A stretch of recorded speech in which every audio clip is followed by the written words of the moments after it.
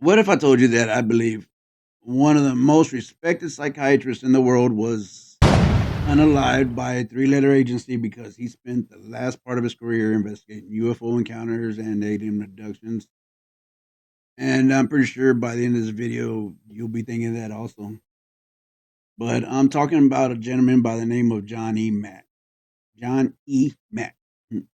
Now, if you don't know who John Mack is, before he started investigating UFOs and extraterrestrials, John Mack, he was widely known in the scientific field. He was already a pretty big deal.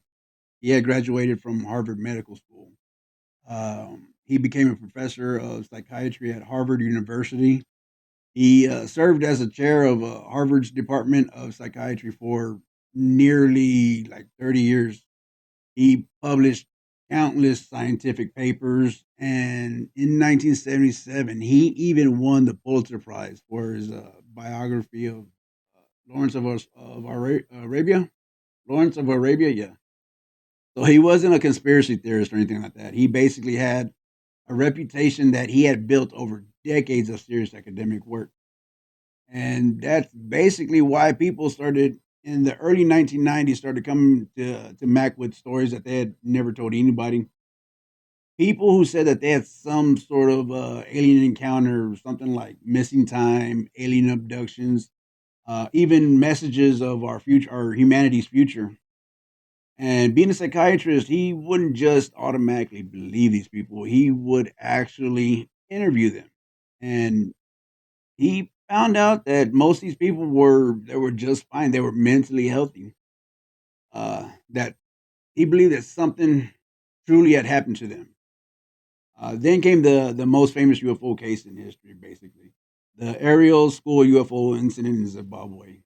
In 1994, over 60 children at the school in Zimbabwe said they saw a dish-shaped craft land in the field right next to their playground. They said they saw, the small grays with the large black eyes, and even said that in their heads they received messages of us like harming the planet, And so Mac, he ended up traveling there to Zimbabwe to interview the kids himself.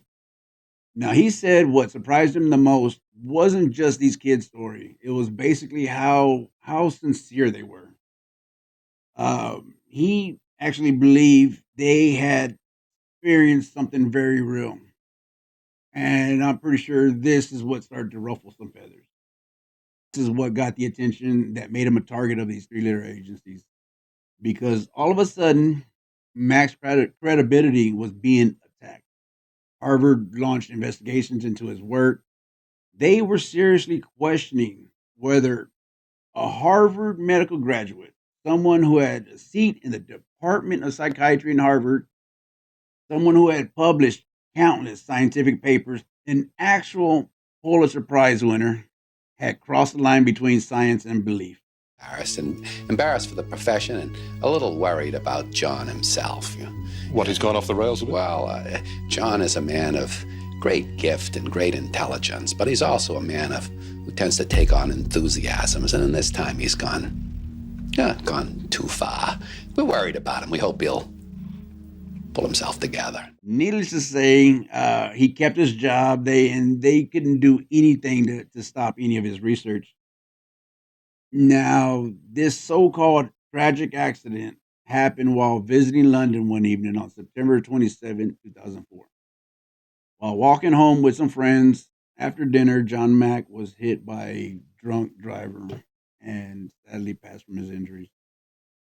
Why the quotations? Because I don't believe this was any type of accident. Yes, of course, these types of accidents do happen.